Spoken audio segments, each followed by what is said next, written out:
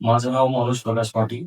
मी धरणगाव तालुक्यातील अंजनगिरी या गावाचा असून मी आजच्या 5 वर्षापूर्वी इथे व्हिजिट दिला होता. तर तेव्हा मी हातमजुरी करायचो आणि दारू भोगायचो. पण इथं आल्यानंतर मी दारू वगैरे औषध घेतलं आणि दारू वगैरे बंद झाली माझी. त्यानंतर मला चांगली नोकरी लागली आणि माझं आयुष्य चांगलं चालू आहे. मला दारू पिल्यानंतर खूप वाईट असेल म्हणजे दिवस पाहायला आहे. कोणी दारू दारू पिणाऱ्याकडे लक्ष देत नाही आणि चांगली इज्जतही देत नाही. 4 ठिकाणी त्याला लोक करून लावतात. त्यामुळे दारू सोडणे हा माझा निर्णय योग्यच ठरला आहे.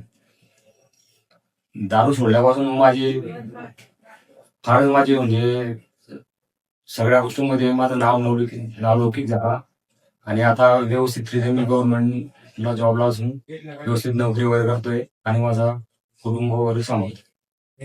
आणि त्यामुळे मी माझ्या गावातल्या बऱ्याच मित्रांना वगैरे त्यांना सांगितलं की दारूचे दुष्परिणाम काय असतात आणि दारू सोडण्यासाठी त्यांना प्रवृत्त केले.